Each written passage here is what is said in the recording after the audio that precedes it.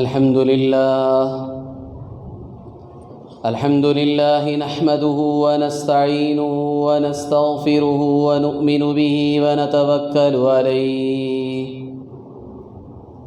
ونعوذ بالله من شرور أنفسنا ومن سيئات أعمالنا ونعوذ بالله من شرور أنفسنا ومن سيئات أعمالنا ونعوذ بالله من شرور أنفسنا ومن سيئات أعمالنا من يهده الله فلا مضل له ومن يضلله فلا هادي له ونشهد أن لا إله إلا الله وحده لا شريك له ونشهد أن سيدنا ونبينا ومولانا محمدًا عبده ورسوله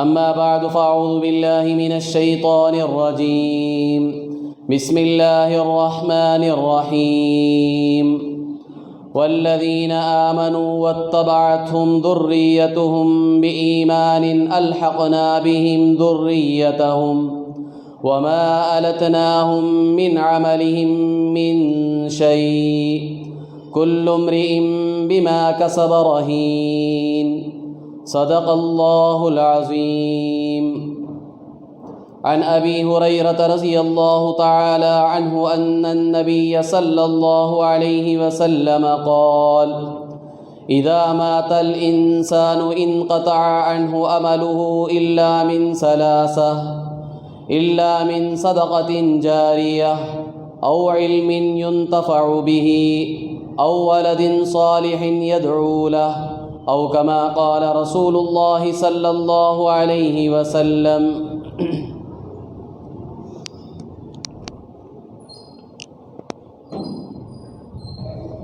بزرگان محترم، عزیز نوجوانان اسلام، آج آپ حضرات کے سامنے مجھے ایصال ثواب سے متعلق بات کرنی ہے۔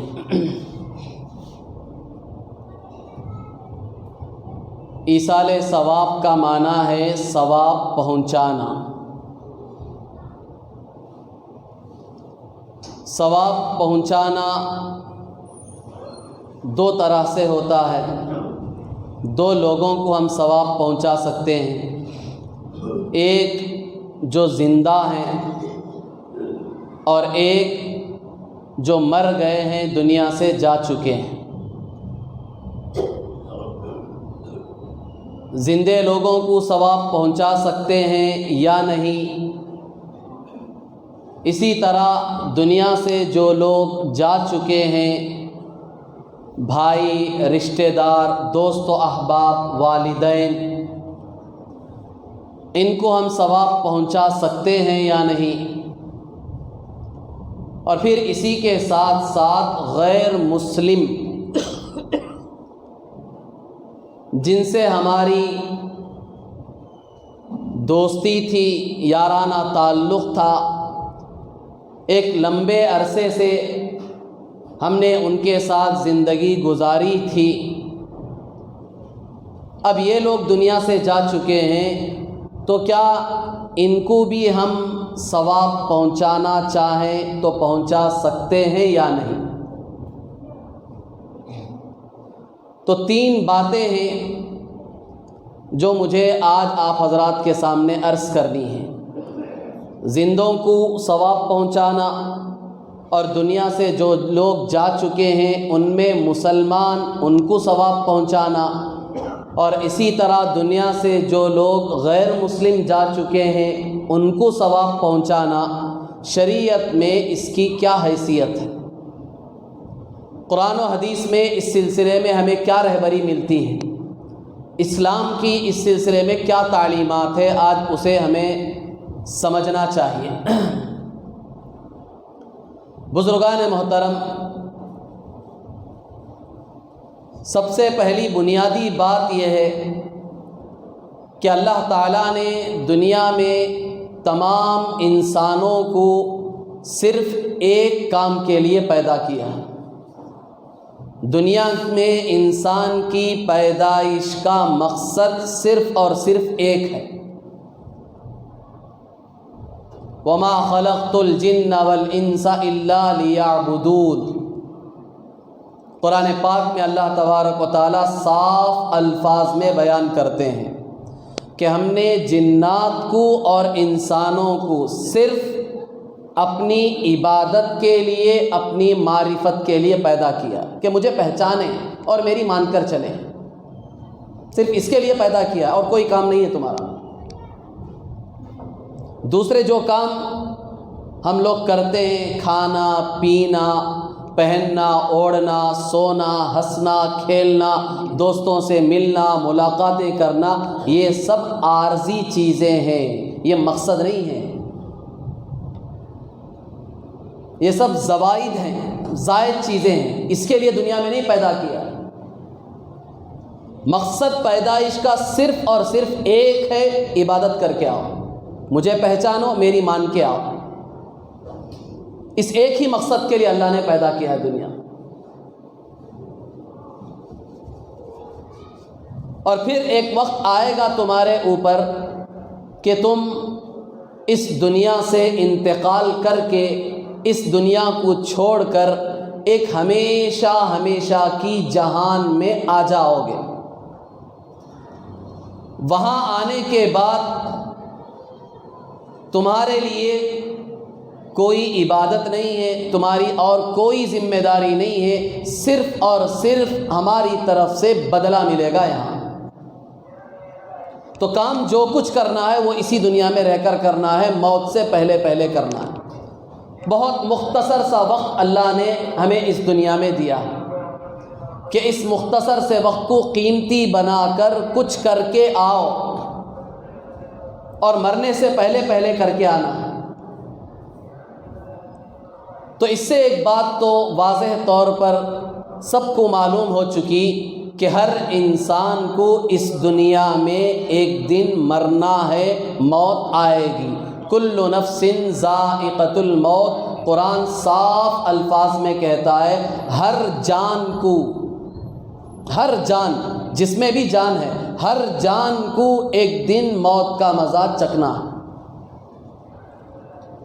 امیر ہو غریب ہو، غلام ہو بادشاہ ہو، شہری ہو دیہاتی ہو، انسان ہو جنات ہو، امت ہو یا نبی ہو یا رسول ہو، جس میں بھی جان ہے ہر ایک کو موت کا مزہ چکھنا ہے۔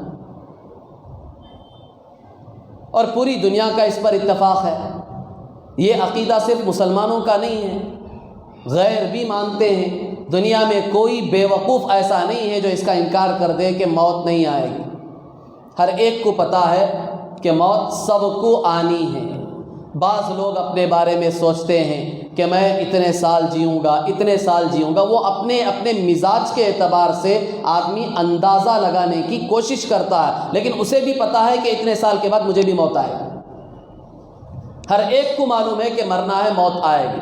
کیوں؟ اس لیے کہ سب دیکھ رہے ہیں اپنے آنکھوں کے سامنے، بچوں کو مرتے ہوئے دیکھ رہے ہیں، گود میں اپنے بچوں کی وفات ہوئی ہے، اپنی آنکھوں سے دیکھ رہے ہیں، نوجوانوں کو مرتے ہوئے دیکھ رہے ہیں، عورتوں کو مرتے ہوئے دیکھ رہے ہیں، بوڑھوں کو مرتے ہوئے دیکھ رہے ہیں، طاقتوروں کو مرتے ہوئے دیکھ رہے ہیں۔ تو سب کو تو یقین ہے، چاہے وہ مسلمان ہو غیر مسلم ہو، کہ ہر ایک کو مرنا ہے، اس دنیا سے جانا ہے۔ تو اللہ تعالیٰ نے ایک وقت دے دیا کہ موت سے پہلے ہمیں اس دنیا سے راضی کر کے صرف میری عبادت کر کے آنا ہے۔ تو معاملہ تو اتنا ہی تھا، لیکن اللہ تبارک و تعالیٰ کا رحم، اس کا کرم، اس کا فضل، اس کا احسان،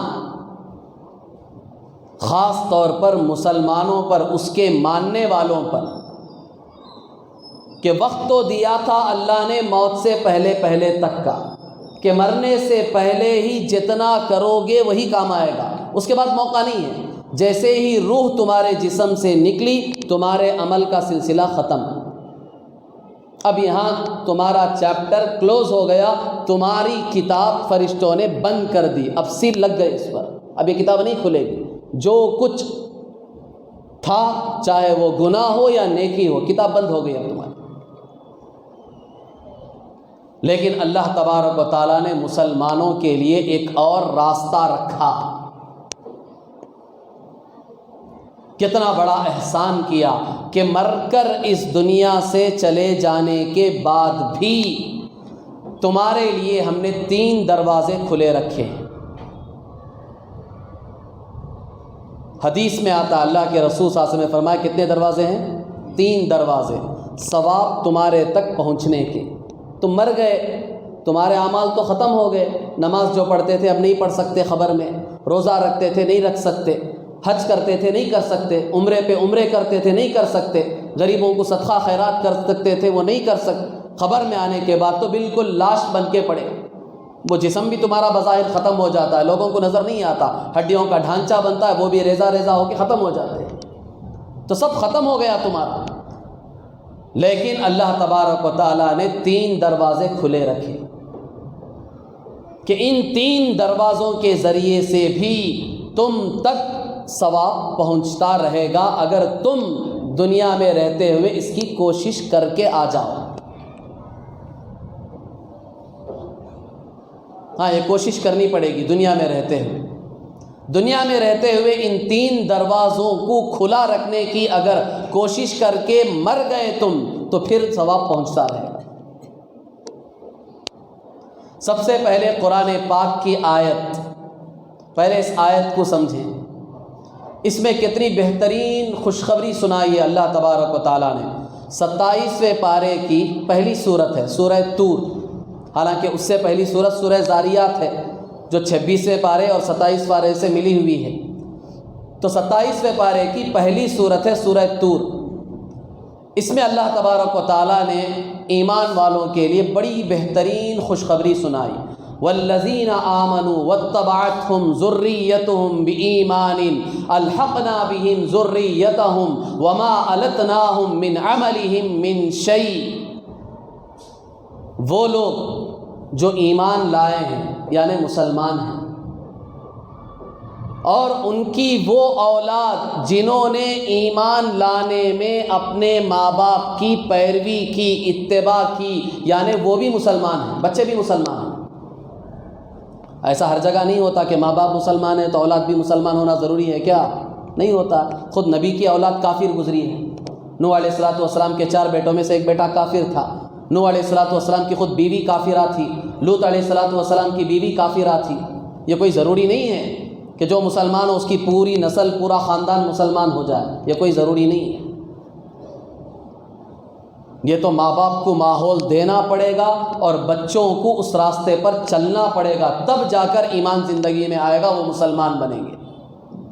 تو اللہ تعالیٰ نے اس آیت میں خوشخبری سنائی، وہ لوگ جو ایمان والے ہیں، مسلمان ہیں، اور ان کی اولاد نے بھی ایمان لانے میں ان کی پیروی کی، اتباع کی، یعنی وہ بھی مسلمان بنے۔ تو اللہ تعالیٰ خوشخبری سناتے ہیں کل قیامت میں ہم ان کو ان کے والدین کے ساتھ پہنچا دیں گے، انہی کے مقام میں ان کو بھی پہنچا دیں گے، اور ان کے والدین کے اعمال میں سے ذرہ برابر بھی کمی نہیں ہوگی کہ بیٹے گنہگار تھے، اولاد گنہگار تھی، ماں باپ کے مقام تک ان کو پہنچا دیا تو ماں باپ کے ثواب میں کچھ کمی آ گئی، ایسا نہیں۔ ماں باپ اعلیٰ مقام پر ہے، اولاد ایمان تو لائی لیکن گناہ کرنے کی وجہ سے وہ نیچے مقام پر ہے، تو اللہ تبارک و تعالیٰ اس آیت میں بشارت دیتے ہیں کہ اولاد کو بھی ہم ماں باپ کے مقام پر پہنچا دیں گے جنت میں، جاؤ مل کے رہو، خوشی مناؤ، تاکہ تمہارے والدین کو افسوس نہ ہو، وہ رنجیدہ نہ ہو جنت میں جانے کے بعد بھی کہ اولاد کہاں پڑی ہے۔ لیکن ایک شرط ہے کہ وہ مسلمان ہو، وہ اولاد مسلمان ہو، تو اللہ تعالیٰ اس اولاد کو ماں باپ کے مقام تک پہنچا دیں گے، اور ماں باپ کے اعمال میں سے ذرہ برابر بھی کمی نہیں ہوگی۔ تو یہ ماں باپ کے ایمان لانے اور ان کے نیک اعمال کے ساتھ زندگی گزارنے کا فائدہ کسے پہنچا؟ اولاد کو پہنچا۔ یہ فائدہ پہنچا ہے اولاد کو، جو اگرچہ کہ گنہگار تھی لیکن ایمان شرط ہے، کافر ہے تو نہیں ہوگا، کافر کے لیے تو طے ہے، وہ تو دوزخ میں جائے گا، چاہے وہ مسلمان کی اولاد کیوں نہ ہو، کافر ہے تو وہ تو دوزخ میں جائیں گے۔ لیکن ایمان والے ہیں، تھوڑے بہت گناہ ہو گئے ہیں، اس کی وجہ سے جنت میں ان کا مقام نیچے تھا، تو اللہ تعالیٰ اسے اٹھا کر والدین کے مقام تک پہنچا دے. تو والدین کے ایمان اور ان کے نیک اعمال کا فائدہ کسے پہنچا؟ ان کی اولاد کو پہنچا. اور حدیث میں بالکل صراحتاً اللہ کے رسول صلی اللہ علیہ وسلم نے ان 3 چیزوں کا ذکر کیا ہے جو میں نے ابھی بیان کیا، کہ 3 دروازے ہیں ایک مسلمان کے لیے، مرنے کے بعد بھی ان دروازوں سے اسے ثواب پہنچتا رہے گا، پہنچتا رہے گا.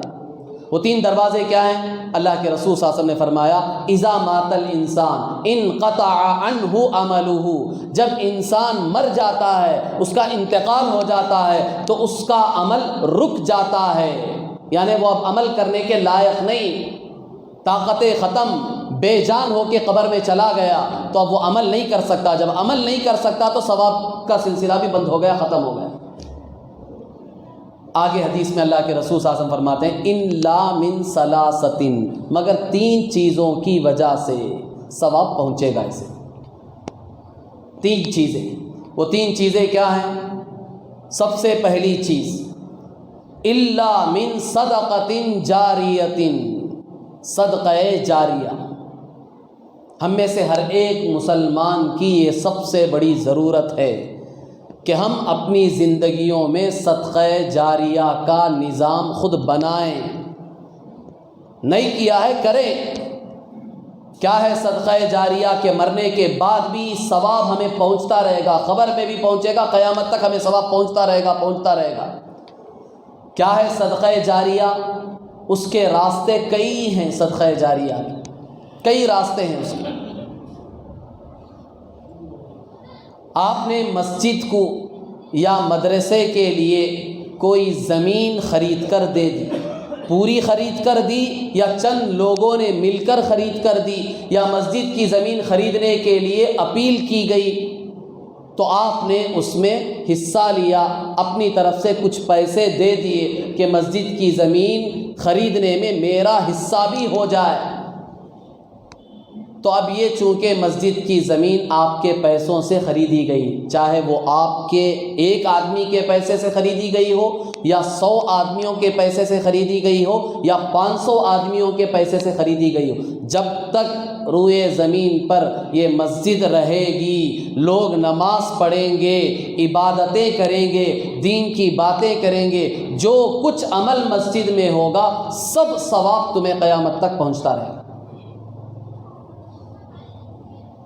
اور جو لوگ ثواب کر رہے ہیں ان کے ثواب میں کمی نہیں ہوگی. میں نماز پڑھ رہا ہوں تو یہ ثواب تمہیں بھی ملے گا، حالانکہ تم قبر میں ہو، تو میرا ثواب تمہیں ملنے کی وجہ سے میرے ثواب میں کمی نہیں ہوگی، میرا ثواب مجھے بھی ملے گا اور یہ ثواب تمہیں بھی ملے گا. کیوں؟ اس لیے کہ اس مسجد کی خریداری میں، زمین کی خریداری میں، مسجد کی تعمیر میں آپ نے حصہ لیا، اور یہ مسجد تو صدقہ جاریہ ہے. اور مسجد کے بارے میں، مسجد کی زمین کے بارے میں شرعی حکم کیا ہے؟ کہ ایک مرتبہ جہاں مسجد بن گئی، قیامت تک کے لیے وہ مسجد ہی رہے گی، تحت الثری سے لے کر عرش تک اس کا پورا حصہ مسجد ہی کا شمار کیا جائے، ہمیشہ وہ مسجد کی جگہ ہی رہے گی.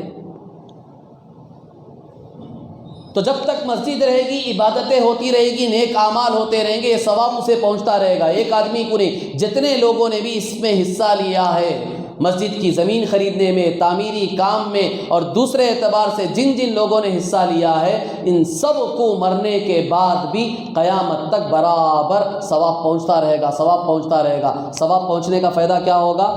عذاب میں بھی تخفیف ہوگی. قبر میں جو عذاب ہو رہا ہے نا، اس میں تخفیف ہوگی، کمی ہوتی رہے گی. زیادہ عذاب ہو رہا ہے تو عذاب کو ہلکا کر دیا جائے.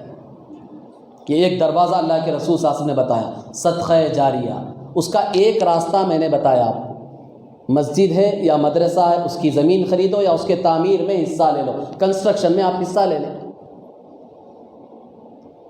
اور بھی کئی راستے ہیں صدقہ جاریہ کے.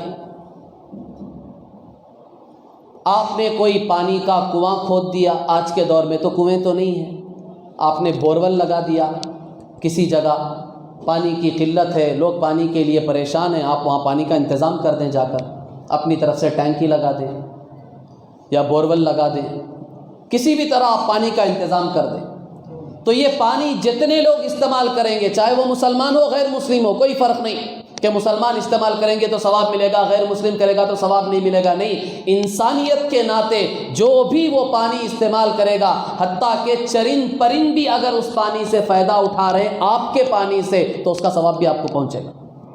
یہ صدقہ جاریہ ہے، یہ ثواب قیامت تک آپ کو ملتا رہے گا، ملتا رہے گا۔ حالانکہ آپ چلے گئے ہیں دنیا سے، زیادہ عمل کر کے نہیں گئے تھے، لیکن یہ ایک راستہ کھول کر چلے گئے تھے، یہ ثواب پہنچتا رہے گا، پہنچتا رہے گا، پہنچتا رہے گا۔ یا آپ نے غریبوں کے لیے کوئی ایسی جگہ بنا دی جہاں غریبوں کے، ضرورت مندوں کے رہنے اور کھانے کا نظام ہو جائے، آپ نے ہمت کر کے بنائی، ایک جگہ خریدی، جگہ بنائی، جسے مسافر خانہ بھی کہتے ہیں، یا اور بھی بہت سارے نام دے سکتے ہیں آپ اسے، اور وہاں آپ نے کھانے کا ایک نظام چلایا، باقاعدہ آپ نے محنت کر کے، فکر کر کے۔ آپ کے مرنے کے بعد بھی دوسرے لوگ اگرچہ کہ اسے چلا رہے ہیں، لیکن بنیاد تو آپ نے ڈالی تھی، تو جب تک وہ نظام وہاں چلتا رہے گا، ضرورت مند، حاجت مند آ کر وہاں رکیں گے، کھانا کھائیں گے، اپنی ضرورتوں کو پورا کریں گے ضرورت مند لوگ، اس کا ثواب برابر آپ کو پہنچتا رہے گا۔ یہ ہے صدقہ جاریہ کے راستے ہیں، یہ پہلا راستہ ہے، اور اس کی ایک دو مثالیں میں نے آپ کو دی، اور بھی کئی مثالیں ہو سکتی ہیں۔ دوسرا راستہ اللہ کے رسول صلی اللہ علیہ وسلم نے فرمایا، او علم ينتفع به، یا ایسا علم جس سے نفع اٹھایا جاتا ہے۔ آپ نے خود دین کا علم حاصل کیا، آپ خود اس پر عمل کر رہے ہیں، اور یہ دین کا علم اور دین کی باتیں اور دین آپ نے دوسروں تک پہنچایا، دوسروں کو بھی آپ نے دیندار بنایا، اس کی فکر کی، محنت کی، کوشش کی، چاہے وہ ہمارے بھائی بہن ہوں، چاہے وہ ہماری اولاد ہو، چاہے وہ ہمارے رشتہ دار ہوں، چاہے وہ غیر ہوں، غیر سے مراد غیر مسلم نہیں، دوسرے ہمارے رشتہ داروں کے علاوہ جو دوسرے مسلمان بھائی ہیں وہ ہوں، ان کو نیک بنانے کی آپ نے فکر کی، دین ان تک پہنچایا، آپ نے ان کو دیندار بنانے کی فکر، محنت کی، ان کو نمازی بنایا، روزے دار بنایا، نیک بنانے کی آپ نے کوشش کی، تو یہ عمل ایسا ہے کہ اس کا ثواب بھی قیامت تک پہنچے گا۔ قیامت تک کیسے پہنچے گا؟ آپ نے محنت کر کے ایک آدمی کو دیندار بنایا، تو وہ جو دیندار آدمی ہے وہ جتنے بھی نیک اعمال کرے گا پورا ثواب آپ کو لکھا جائے گا، آپ کو لکھا جائے گا، آپ کو لکھا جائے گا، اس کے عمل میں سے کوئی کمی نہیں ہوگی۔ پھر وہ آدمی جس پہ محنت کر کے اسے دیندار بنا رہا ہے، اس کا ثواب بھی اس کے واسطے سے تمہیں بھی ملے گا، اسے بھی ملے گا، اور جو کر رہا اسے بھی ملے گا۔ اللہ کے خزانے تو لامحدود ہیں، اس کے خزانے میں کوئی کمی نہیں ہے، جو کر رہا اللہ اسے بھی دیں گے، جس کی وجہ سے وہ کر رہا اللہ اسے بھی دیں گے، اور یہ جس کی وجہ سے صحیح بناتا اسے بھی دیں گے۔ یہ ثواب کا سلسلہ چلتا رہے گا، چلتا رہے گا، جہاں تک اس کے ذریعے سے وہ صحیح بنا، اس کے ذریعے سے وہ نیک بنا، اس کے ذریعے سے وہ نیک بنا، سب کا ثواب ان کو بھی ملے گا، اسے بھی ملے گا، کیونکہ اسے نیک بنانے کی وجہ سے وہ سب نیک بنے ہیں۔ تو یہ صدقہ جاریہ کا دوسرا طریقہ ہے، صدقہ جاریہ ہے دوسرا راستہ ثواب کے پہنچنے کا۔ انسان تک، ایک مسلمان تک مرنے کے بعد بھی اگر ثواب پہنچنا ہے تو اس کے لیے یہ دوسرا راستہ اللہ کے رسول صلی اللہ علیہ وسلم نے فرمایا، نافع، علم نافع، نفع دینے والا علم، دین آپ نے دوسروں تک پہنچایا، وہ نیک بن گئے تو ان کا ثواب آپ تک پہنچے گا۔ تیسری چیز اللہ کے رسول صلی اللہ علیہ وسلم نے فرمائی، ولد صالح یدعو لہ، نیک اولاد، چاہے ہمارے لڑکے ہوں چاہے ہماری لڑکیاں ہوں، بیٹے ہوں یا بیٹیاں ہوں، ان کو ہم نے نیک بنایا، دین کی تعلیم دی، ان کو نمازی بنایا، اچھے اخلاق کی ان کو تعلیم دی، اچھی ان کی تربیت کی ہم نے، تو یہ جو ہم نے ان کی اچھی تربیت کی ہے، ان کو نیک بنایا ہے، اس کا ثواب بھی مرنے کے بعد ہمیں ملتا رہے گا، اور ہماری اولاد کے ثواب میں کوئی کمی نہیں ہو۔ ایک یہ، اور دوسرا یدعو لہ، یہ اولاد تمہارے مرنے کے بعد تمہارے حق میں دعا کرے گی، اس کا بھی ثواب تمہیں پہنچے گا، نفع پہنچے گا۔ ایک تو جو آپ نے اسے نیک بنایا ہے وہ بھی ثواب پہنچے گا، اور نیک بننے کے بعد وہ جو تمہارے لیے دعائیں کر رہی ہیں مرنے کے بعد، نیک اولاد ہوگی تو والدین کو بار بار یاد کریں گے۔ جیسے کہ روایت میں بھی آتا ہے کہ ہفتے میں ایک مرتبہ والدین کے قبرستان پر جایا کرو، ان کی قبر کے پاس جایا کرو۔ اب نیک اولاد ہوگی تو یہ کام کرے، جائے گی، ان کے لیے دعائیں مانگے گی، استغفار کرے گی، ان کی مغفرت کی دعائیں مانگیں، تو یہ دعائیں ان کو فائدہ پہنچائیں گی، ان کے لیے عذاب میں تخفیف ہوگی، اللہ عذاب کو ہلکا کریں گے۔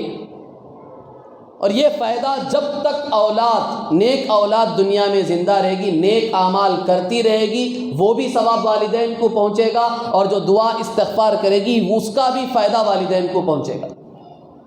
تو یہ تین راستے بتائے اللہ کے رسول صلی اللہ علیہ وسلم نے کہ دنیا سے جانے کے بعد بھی اگر تمہیں اس کا فائدہ پہنچے، ثواب تمہیں ملتا رہے، نیک اعمال کا ثواب تم تک پہنچتا رہے، تو اس کے لیے یہ تین راستے ہیں۔ مرنے سے پہلے پہلے ان تین راستوں کو تمہیں تیار کرنا، اس پہ محنت کریں، مرنے سے پہلے محنت کر کے چلے جاؤ، انشاءاللہ اس کا فائدہ پہنچتا رہے گا، پہنچتا رہے گا۔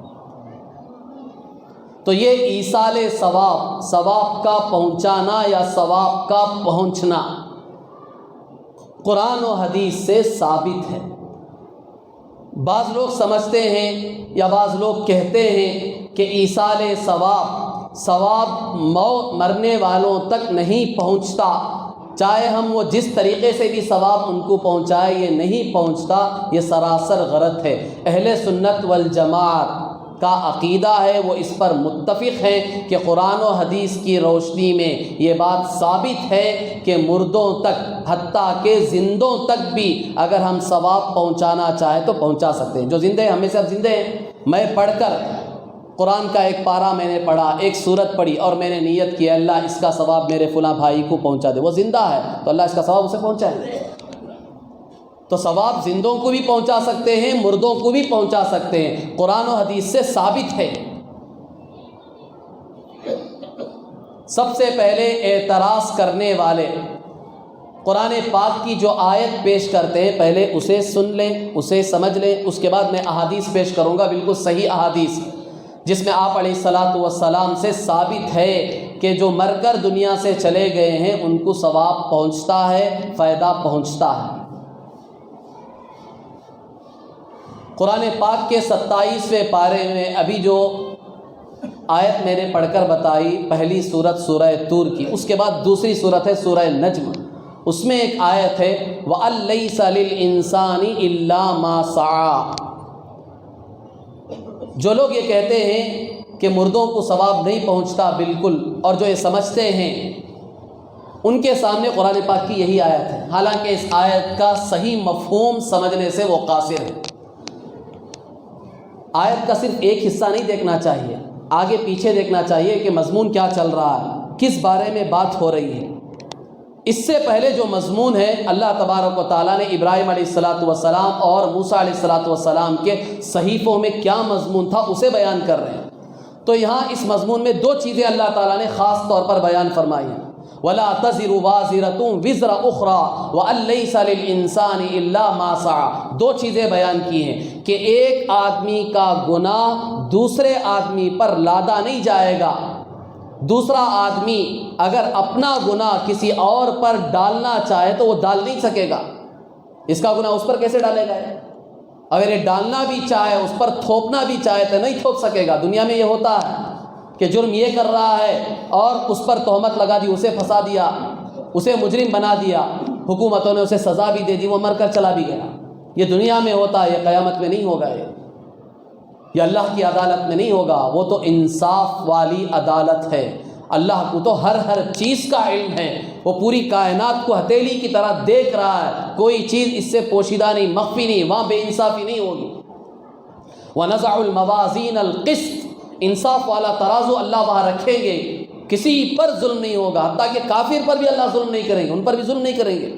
کافر یہ گناہ نہیں کیا تو اس پر گناہ ڈال دیا کہ اسے زیادہ سزا دو، کیونکہ کافر تھے دنیا میں، ہمارے مجرم تھے، اور تھوپو ان پر گناہ اور زیادہ سزا دو. ایسا نہیں ہے. اللہ کہتے ہیں کافروں پر بھی ہم ظلم نہیں کریں گے، وہاں تو بالکل صحیح فیصلے ہوں گے. جتنا جرم کیا ہے، جتنے گناہ کیے ہیں، اتنی ہی سزا دی جائے گی، مسلمانوں کو بھی اور غیروں کو. وہاں ظلم نہیں ہوگا. تو یہاں یہ بات بتائی گئی اس آیت میں، پہلی بات کہ کوئی آدمی اگر اپنا گناہ دوسرے پر تھوپنا چاہے، ڈالنا چاہے تو وہ ڈال نہیں سکتا. ایک آدمی دوسرے کا گناہ اٹھانا چاہے تو اٹھا بھی نہیں سکتا. یعنی میں یہ اقرار کر لوں کہ اس نے جو جو گناہ کیے ہیں وہ گناہ میرے نامہ اعمال میں ڈال دیے جائیں اور اسے چھوڑ دیا جائے، تو ایسا نہیں ہوگا، بالکل ایسا نہیں ہوگا. تو ایک مضمون تو آیت میں یہ بیان کیا گیا. اس کے بعد یہ آیت ہے وَأَن لَيْسَ لِلْإِنسَانِ إِلَّا مَا سَعَىٰ، اور انسان کو نہیں ملے گا مگر وہی چیز جس کی اس نے کوشش کی ہے. دنیا میں جن چیزوں کی کوشش کی ہے وہی اسے ملے گا. تو سابقہ آیت سے اس کا تعلق یہ ہے کہ اگر کوئی آدمی کسی کی نماز اور روزے کی ذمہ داری لے لے کہ تمہاری نماز تمہارے روزے میں نے پڑھ لیے اس سے معاف ہو جائیں، تو ایسا نہیں ہوگا، بلکہ تمہارے روزے تمہاری نماز تمہیں اس کی کوشش کرنی ہے. میں اگر ذمہ داری لے لوں تمہاری نمازوں کی، تمہارے روزے کی، تمہارے اعمال کی ذمہ داری لے لوں اور تمہیں سبکدوش کر دوں، بالکل فارغ کر دوں کہ تم آزاد ہو کر زندگی گزارو کیونکہ تمہارے اعمال کی ذمہ داری میں نے لے لی ہے، تو قرآن کہتا ایسا نہیں ہوگا. ہر آدمی کو وہ ملے گا جو اس نے کوشش کی ہے. آیت کا مطلب بس یہ ہے کہ دنیا میں ایمان لانے کے بعد تم کوشش کرتے رہے تو جتنی چیزوں کی تم نے دنیا میں کوشش کی ہے وہ سب چیزیں تمہیں ملیں گی. اور انہی کوششوں میں سے یہ بھی ایک کوشش ہے جو 3 راستے میں نے بتائے. دنیا میں رہتے ہوئے ہم ان 3 راستوں کی کوشش کر کے گئے ہیں. تو یہ جو ہم نے کوشش کی ہے 3 راستوں کی، صدقہ جاریہ کی، نافع علم نافع کی، اور اسی طرح اولاد کو نیک بنانے کی، یہ جو 3 کوششیں ہم نے کی ہیں اس کا بدلہ ملے گا ہمیں، کیونکہ ہم کوشش کر کے گئے ہیں دنیا میں، تو اس کا ثواب ہمیں پہنچے گا مرنے کے بعد. تو آیت کا صحیح مفہوم یہ ہے. تو سمجھنے والوں نے یہ سمجھ لیا کہ انسان کو وہی ملے گا جو اس نے کوشش کی، یعنی دنیا میں جتنے اعمال کیے ہیں بس اتنا ہی ثواب ملے گا. مرنے کے بعد دوسرے اگر ثواب پہنچانا چاہے تو نہیں پہنچا سکتے. یہ آیت کا مفہوم نہیں، آیت کا مطلب یہ نہیں ہے. اور احادیث میں تو بالکل صراحتاً ثابت ہے، صحیح مسلم کی روایت ہے کہ ایک آدمی، ایک مسلمان کا انتقال ہوا، اس کے ذمے 2 دینار تھے. دینار کہتے ہیں سونے کے سکے کو، سونے کے کوئنس. پہلے زمانے میں 2 طرح کے کوئنس چلتے تھے، ایک سونے کا ایک چاندی کا. جو سونے کا ہوتا تھا اسے دینار کہتے تھے، جو چاندی کا ہوتا تھا اسے درہم کہتے تھے. تو ان کے ذمے 2 دینار قرض تھے، وہ ادا نہیں کر پائے، انتقال ہو گیا. تو حضرت ابو قتادہ رضی اللہ تعالی عنہ نے ان کی طرف سے 2 دینار جو قرض تھے ان کے ذمے وہ ادا کر دیے. تو حضور صلی اللہ علیہ وسلم نے کہا کہ اب ان کی کھال ٹھنڈی ہو گئی، یعنی یہ سزا سے بچ گئے. کیونکہ حضور صلی اللہ علیہ وسلم کا معمول تھا جب بھی کسی کا جنازہ لایا جاتا، حضور صلی اللہ علیہ وسلم مسلمان کا جب جنازہ لایا جاتا حضور صلی اللہ علیہ وسلم پوچھتے کہ اس پر کسی کا قرض ہے یا نہیں. نماز پڑھانے سے پہلے پوچھتے تھے حضور صلی اللہ علیہ وسلم اس پر کسی کا قرض ہے. اگر کوئی کہتا کہ اس پر فلاں کا قرض ہے، یہ مقروض ہو کر مرا ہے، تو پھر پوچھتے کہ مجمع میں کوئی ہے جو اس کے قرض کو ادا کرنے کی ذمہ داری لے گا. اگر کوئی لے لیتا حضور صلی اللہ علیہ وسلم نماز پڑھا دیتے، اگر کوئی نہ لیتا تو حضور اس کی نماز نہیں پڑھاتے تھے، جنازے کی نماز. کیونکہ قرض کا معاملہ تو بندے کا حق ہے، اللہ بھی معاف نہیں کریں گے اسے، وہ تو اسی کو ادا کرنا ہے. کوئی ذمہ داری لے لیتا تو حضور صلی اللہ علیہ وسلم جنازے کی نماز پڑھاتے. تو اب یہاں اس کے ذمے 2 دینار قرض تھے. ابو قتادہ رضی اللہ تعالیٰ ذمہ داری لی کہ میں ادا کروں گا، انہوں نے ادا کر دیے. حضور صلی اللہ علیہ وسلم نے کہا کہ اب اس کا جسم ٹھنڈا ہو گیا، آگ سے بچ گیا، عذاب سے بچ گیا، کیونکہ جو تم نے ادا کیے وہ فائدہ سے پہنچ گیا. اور ایک روایت میں یہ بھی بالکل صحیح روایت ہے، ایک عورت آئی حضور صلی اللہ علیہ وسلم کی خدمت میں، قبیلہ جوہینہ کی عورت تھی. آ کر اس نے حضور صلی اللہ علیہ وسلم سے عرض کیا، اے اللہ کے رسول، میری والدہ نے حج کرنے کی منت مانی تھی، حج نہیں کر پائی، اس کا انتقال ہو گیا، اب میں ان کی طرف سے حج کروں تو کیا اس کا فائدہ ان کو پہنچے گا، ان کی طرف سے حج ادا ہو جائے گا؟ تو حضور صلی اللہ علیہ وسلم نے کہا کہ ضرور ادا ہوگا۔ پھر ان کو سمجھایا مثال دے کر، اس عورت سے پوچھا ذرا مجھے یہ بتاؤ، اگر تمہاری والدہ کے ذمے کسی کا قرض ہوتا اور تم ان کی طرف سے وہ قرض ادا کرتی تو قرض ادا ہوتا نہیں ہوتا؟ تو عورت نے کہا کہ ادا ہو جاتا، کیونکہ والدہ نے کسی سے قرض لیا تھا، اب میں نے وہ قرض اس آدمی کو دے دیا تو وہ قرض ادا ہوگا نہیں ہوگا؟ قرض ادا ہو جائے گا۔ تو حضور صلی اللہ علیہ وسلم نے بڑی بہترین مثال دی سمجھانے کے لیے۔ تو اسی طرح یہ اللہ کا قرض تھا تمہاری والدہ کے ذمے، تم ان کی طرف سے ادا کر رہی ہو تو وہ ادا ہو گیا، اللہ اسے قبول کر لے۔ بالکل صراحتاً حدیث میں ثابت ہے کہ اس کا فائدہ پہنچ رہا۔ اسی طرح ایک صحابی آئے، سعد بن عبادہ رضی اللہ تعالیٰ، حضور صلی اللہ علیہ وسلم کی خدمت میں آئے کہ میں والدین کے ساتھ، میرے والد کا انتقال ہو گیا، والدہ کا انتقال ہو گیا، اور انہوں نے کچھ مال چھوڑا ہے، انہوں نے کچھ وصیت نہیں کی کہ کیا کرنا ہے، میں ان کے ساتھ حسن سلوک کرتا تھا جب تک وہ زندہ تھی، اب میں چاہتا ہوں کہ ان کے ساتھ حسن سلوک کروں، وہ دنیا سے جا چکی ہیں، میں کیا کروں، کس طرح ان کے ساتھ حسن سلوک کروں، ان کا انتقال ہو گیا۔ تو حضور صلی اللہ علیہ وسلم نے کہا الماء، پانی سے تم کیا کرو، ان کو فائدہ پہنچاؤ، یعنی کنواں کھود دو، جب تک وہ کنواں رہے گا لوگ فائدہ اٹھاتے رہیں گے، اس کا ثواب انہیں پہنچتا ہے۔ یہ حدیثیں تو بالکل صاف دلالت کر رہی ہیں کہ ایصال ثواب ہوتا ہے، ثواب مردوں تک پہنچتا ہے۔ اور ایک روایت میں اسی طرح ایک صحابی آ کر حضور صلی اللہ علیہ وسلم سے پوچھ رہے ہیں، اللہ کے رسول میرے والدین جب تک زندہ تھے میں ان کے ساتھ حسن سلوک کرتا تھا، اچھا برتاؤ کرتا تھا، اب ان کا انتقال ہو گیا ہے، حسن سلوک کی صورت کیا ہے، اب میں ان کے ساتھ کیسے حسن سلوک کروں؟ تو حضور صلی اللہ علیہ وسلم نے کہا کہ اپنی نمازوں کے ساتھ ان کے لیے بھی نمازیں پڑھو، اپنے روزوں کے ساتھ ان کے لیے بھی روزے رکھو۔ تم فرض نماز پڑھتے ہو، سنت پڑھتے ہو، اس کے ساتھ 2 رکعت نفل نماز پڑھ لو، دن میں 2 رکعت 4 رکعت جیسے تمہیں سہولت ہوگی پڑھ لو، پڑھ کر اللہ سے دعا کرو اے اللہ ان 2 رکعت کا، ان 4 رکعت کا ثواب میرے والدین کو پہنچا دے، اللہ پہنچا دے۔ فرض روزے تو ہمیں رکھنے ہیں، اس کا ثواب تو نہیں پہنچائیں گے، فرائض کا ثواب نہیں، ہمارے ذمے جو نماز ہے، ہمارے ذمے جو روزے ہیں، ہمارے ذمے جو ایک مرتبہ زندگی میں حج کرنا فرض ہے، اس کا ثواب تو نہیں پہنچا سکتے، وہ ہمارے ذمے۔ وہ ادا کرنے کے بعد جو نفلی عبادتیں ہیں، چاہے وہ نماز ہو، چاہے وہ روزہ ہو، چاہے وہ حج ہو، ایک فرض حج ادا کرنے کے بعد زندگی میں جتنے بھی آپ حج کریں گے وہ نفل حج شمار ہوں گے، اور جتنے بھی آپ عمرے کریں گے وہ سب نفلی عمرے شمار ہوں گے۔ لہٰذا ان کا ثواب، نفلی جو عبادتیں ہیں، اگر آپ پہنچانا چاہیں تو پہنچا سکتے ہیں، احادیث سے ثابت ہے۔ اور اسی کے ساتھ ساتھ مالی عبادت، یہ تو ہو گئی بدنی عبادت، نماز پڑھ کے ثواب پہنچانا، نفلی نماز، نفلی روزہ، نفلی عمرہ، نفلی حج کے ذریعے سے ثواب پہنچانا، یہ تو بدنی عبادت ہو گئی۔ اسی طرح مالی عبادت کے ذریعے سے بھی فائدہ پہنچا سکتے، نہیں پہنچا سکتے، فائدہ پہنچا سکتے، صدقہ خیرات کر کے، غریبوں کو کھلا کر، غریبوں کو مدد کر کے، یتیموں بیواؤں پر پیسہ خرچ کر کے ان کی مدد کر کے آپ نیت کریں کہ اللہ اس کا ثواب ہمارے والدین کو، ہمارے بھائی کو، ہمارے بہن کو، یا ہمارے چچا کو، ہمارے ماموں کو، ہماری نانی کو، فلاں فلاں جو انتقال کر گئے ان کو اس کا ثواب پہنچا دے۔ دل میں صرف آپ نیت کر لیں، اللہ اس کا ثواب ان کو پہنچا دے۔ تو چاہے نفلی عبادتیں ہوں، بدنی عبادت ہو یا مالی عبادت ہو، اس کے ذریعے سے ہم مرحومین کو، اپنے رشتہ داروں کو، دوست و احباب کو ثواب پہنچانا چاہیں تو پہنچا سکتے ہیں، اس کا ثواب پہنچے گا۔ قرآن و حدیث کی روشنی میں میں نے پوری تفصیلات آپ کے سامنے رکھی۔ اب اس کے بعد ایک آخری چیز جو شروع میں نے بیان کی تھی،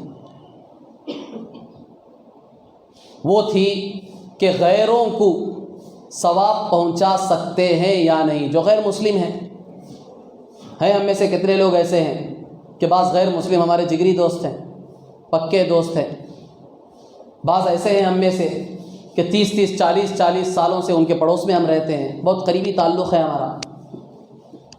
تو اب ایسے لوگ مر گئے تو دل چاہتا ہے کہ ان کے لیے ہم اللہ سے معافی مانگیں، ان کے لیے مغفرت کی دعا کریں۔ بعض لوگوں کے ذہنوں میں خیال پیدا ہوتا ہے تو کیا اس کی اجازت ہے شریعت میں؟ تو حضور صلی اللہ علیہ وسلم کی زندگی میں دو واضح مثالیں ہیں جس کے ذریعے سے ہمیں پتہ چلتا ہے کہ اس کی بالکل اجازت نہیں ہے شریعت میں، کہ غیر مسلم کے لیے ہم مغفرت کی دعا نہیں مانگ سکتے، ان کے لیے کوئی عمل کر کے اس کا ثواب نہیں پہنچا سکتے، نہ پہنچا سکتے ہیں نہ پہنچے گا۔ کیوں؟ اس لیے کہ وہ دنیا سے کفر کی حالت میں اللہ کی نافرمانی کر کے اللہ کا انکار کر کے مرا ہے، تو اب اسے آخرت میں کسی طریقے سے فائدہ نہیں پہنچے گا۔ اس کے لیے تو فائدہ پہنچنے کا راستہ صرف دنیا تھی کہ یہاں رہ کر مرنے سے پہلے اگر توبہ کر کے مر جاتا تو اسے نفع پہنچتا۔ وہ اسی حالت میں مرا ہے تو اب کوئی صورت نہیں ہے نفع پہنچنے کی۔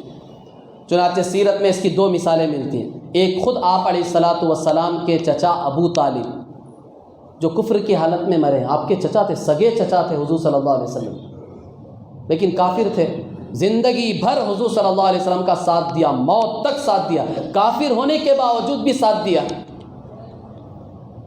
اور آپ کے انتقال پر بہت زیادہ غمگین ہو گئے تھے حضور صلی اللہ علیہ وسلم، کیونکہ ایک بڑا سہارا تھا حضور صلی اللہ علیہ وسلم کے لیے آپ کے چچا ابو طالب کا۔ کافر تھے، موت پر بھی حضور صلی اللہ علیہ وسلم نے ان کے سامنے جا کر ان سے کہا کہ چچا میرے کان میں کلمہ پڑھ دو، اگر لوگوں کے سامنے پڑھنے میں شرم آتی ہے تو کان میں پڑھ دو، میں قیامت میں اللہ سے کہہ کے سفارش کرا دوں۔ لیکن انہوں نے کلمہ نہیں پڑھا، کہا کہ بھتیجے اگر میں کلمہ پڑھ کے مر گیا تو لوگ کیا کہیں گے کہ موت کے ڈر سے اس نے کلمہ پڑھ لیا۔ وہ خودداری تھی، ناک کٹنا گوارا نہیں تھا، عربوں کا مزاج ہے، ان کا مزاج تھا گردن کٹ جائے کٹا دیں گے لیکن ناک نہیں کٹنا، عزت نہیں جانی چاہیے۔ تو حضور صلی اللہ علیہ وسلم نے ان کے لیے مغفرت کی دعا مانگی، چچا ابو طالب کے لیے۔ قرآن پاک میں اللہ نے آیت اتار دی، قیامت تک کے لیے بتا دیا، مسلمانوں کے لیے نہیں، کافر کی مغفرت کی دعا نہیں مانگ سکتے آپ۔ ما کان لنبی والذین آمنوا ان یستغفروا للمشرکین ولو کانوا اولی قربی من بعد ما تبین لهم انهم اصحاب الجحیم۔ کسی نبی کے لیے جائز نہیں ہے، کسی مسلمان کے لیے جائز نہیں ہے کہ وہ اپنے رشتہ دار ہی کیوں نہ ہو، اگر وہ کافر ہیں تو ان کے لیے مغفرت کی دعا نہیں مانگ سکتے۔ کیوں؟ اس لیے کہ ان کے لیے دوزخ واضح ہو چکی ہے، بالکل واضح ہو چکی ہے کہ ان کے لیے دوزخ ہے۔ اب تم مغفرت کی دعا نہیں مانگ سکتے، نہ مسلمان مانگ سکتے ہیں، نہ نبی کے لیے جائز ہے۔ قرآن میں اللہ نے آیت ہی اتار دی کہ مغفرت کی دعا نہیں مانگ سکتے۔ اور دوسری جگہ عبداللہ ابن ابی جو منافقوں کا سردار تھا، ظاہر میں مسلمان تھا، اس کا انتقال ہوا، آپ علیہ الصلاۃ والسلام جنازے کی نماز پڑھانے کے لیے کھڑے ہوئے، ظاہر میں تو مسلمان تھا نا، منافق تھا، منافقوں کا سردار تھا وہ، تو ظاہر میں چونکہ مسلمان تھا، آپ علیہ الصلاۃ والسلام نماز پڑھانے کے لیے کھڑے ہوئے، اللہ تبارک و تعالیٰ نے فوراً آیت نازل فرمائی، وَلَا تُصَلِّ عَلَىٰ أَحَدٍ مِّنْهُمْ مَاتَ، کہ ان منافقوں میں سے، کافروں میں سے جن کا انتقال ہو گیا، آپ ان کی خبر پر نہ کھڑے ہوں، نہ ان کی نماز جنازہ پڑھیں، اس کی اجازت ہی نہیں ہے تمہیں۔ تو سیرت میں یہ دو واقعات ہمیں ملتے ہیں جو صاف بتاتے ہیں کہ کافر ہمارے رشتہ دار ہی کیوں نہ، دوست تو بات کی بات، رشتہ دار بھی ہیں، کافر ہیں، تو ان کے لیے بھی مغفرت کی دعا نہیں مانگ سکتے، اجازت ہی نہیں ہے، مانگیں گے تو بھی قبول نہیں ہوگی، مانگنا درست ہی نہیں ہے، جائز ہی نہیں ہے ہمارے لیے۔ تو بہرحال بزرگان محترم، آج میں نے آپ حضرات کے سامنے یہ بات عرض کی کہ ایصال ثواب کا پہنچانا، چاہے وہ زندے ہوں چاہے مر گئے ہوں، دنیا سے جا چکے ہوں، ہمارے بھائی ہوں، رشتہ دار ہوں، والدین ہوں، دوست و احباب ہوں، مسلمان ہیں تو ان کو ہم ثواب پہنچا سکتے ہیں۔ ثواب پہنچانے کے کئی طریقے ہیں، بدنی عبادت کے ذریعے، نماز، روزہ، حج، عمرہ جو نفل ہیں وہ پڑھ کر بھی آپ ثواب پہنچا سکتے ہیں، اسی طرح قرآن کی تلاوت کر کے بھی اس کا ثواب آپ ان کو پہنچا سکتے ہیں، اس کے ساتھ ساتھ مالی عبادت کے ذریعے سے بھی آپ ثواب ان کو پہنچا سکتے ہیں، قرآن کی تلاوت کر کے بھی ثواب آپ پہنچا سکتے ہیں۔ بے شمار احادیث ہیں خود اللہ کے رسول صلی اللہ علیہ وسلم نے کیا فرمایا کہ یاسین پورے قرآن کا قلب ہے. سورہ یاسین اس کو پڑھا کرو، اپنے دل میں محفوظ کرو اور اسے اپنے مردوں پر پڑھا کرو. زندوں پر نہیں کہا حضور صلی اللہ علیہ وسلم، مردوں پر پڑھو اسے. جتنے بھی تمہارے مر گئے ان کو پڑھ پڑھ کے بخشو یاسین، اس کا ثواب پہنچے. اور دوسری روایت میں حضور صلی اللہ علیہ وسلم نے کہا کہ قبرستان جاؤ تو سورہ فاتحہ پڑھو، سورہ اخلاص پڑھو، قل هو اللہ احد، اور اسی طرح سورہ تکاثر پڑھو، الہاکم التکاثر حتی زرتم المقابر. یہ پڑھو تو اس کا ثواب، اور نیت کرو کہ قبرستان میں جتنے لوگ ہیں سب کو اللہ اس کا ثواب پہنچائے. تو اللہ تعالیٰ جتنے مرد ہیں، جتنی عورتیں ہیں جو مسلمان ہیں، سب کو اللہ ثواب پہنچائیں گے. اور کل قیامت کے دن یہ پورا مجمع اللہ کے سامنے تمہاری سفارش کرے گا. تو قبرستان جب بھی جائیں سورہ فاتحہ پڑھیں، سورہ اخلاص چھوٹی سی صورت ہے، قل هو اللہ احد، سورہ تکاثر الہاکم التکاثر یہ بھی چھوٹی سی صورت ہے، اکثر کو یاد ہے. یہ تین صورتیں پڑھو، پڑھ کر نیت کرو کہ قبرستان میں جتنے مرحومین ہیں، چاہے وہ مرد ہو یا عورت ہو، اللہ اس کا ثواب سب کو پہنچا. ایک فائدہ ان کو بھی ہو جائے گا، دوسرا فائدہ قیامت میں ہمارا بھی ہو جائے گا. تو قرآن پڑھ کر بخشنا یہ بھی روایتوں سے ثابت ہے. لیکن اس کے لیے یہ بات ذہن میں رکھ لینا چاہیے کہ بعض لوگ دوسروں کو پیسے دے کر پڑھ کر بخشواتے ہیں. اسے علماء نے منع کیا ہے، احتیاط کرنا چاہیے. آپ کو خود جتنا آتا ہے خود پڑھ کر بخشیں. پیسے دے کر آپ پڑھ کر کیوں بخشوا رہے ہیں؟ پورا قرآن پڑھنا کوئی ضروری ہے؟ کوئی ضروری نہیں ہے. ہمارے مردوں کو، ہمارے رشتہ داروں کو ثواب پہنچانے کے لیے پورا قرآن پڑھنا کوئی ضروری نہیں ہے. آپ کو جتنا آتا ہے، صرف سورہ فاتحہ آتا ہے، 1 مرتبہ 2 مرتبہ 3 مرتبہ جتنا چاہے پڑھ کر بخش دو. صرف سورہ اخلاص چھوٹی سی صورت ہے، قل هو اللہ احد، حدیث میں آتا 3 مرتبہ پڑھو تو پورا قرآن کا ثواب ملے گا. آپ کو 3 مرتبہ پڑھ لو، 2 منٹ لگیں گے آپ کو، پورے قرآن پڑھنے کا ثواب ملے گا. آپ پہنچا دو جسے پہنچانا چاہے، والدین کو پہنچاؤ، رشتہ داروں جسے چاہے پہنچاؤ. قرآن نہیں پڑھنا آتا، دوسرے طریقے ہیں آپ کو، صدقہ کرو، خیرات کرو، غریبوں کی مدد کرو، نیت کرو، اس کا ثواب پہنچائیں گے. تو اس طریقے سے بھی ہم اپنے مردوں کو، مرحومین کو ثواب پہنچا سکتے ہیں. دعا فرمائیں کہ اللہ تبارک و تعالی ہم سب کو جتنی باتیں بتائی گئی ہیں اس پر 100% عمل کرنے کی توفیق عطا فرمائیں. اور مرنے سے پہلے اصل چیز یہ ہے کہ ہم خود اپنی آخرت کی تیاری کر کے مریں. اللہ تعالی ہم سب کو اس کی صحیح سمجھ عطا فرمائے. آمین. وآخر دعوانا الحمدللہ.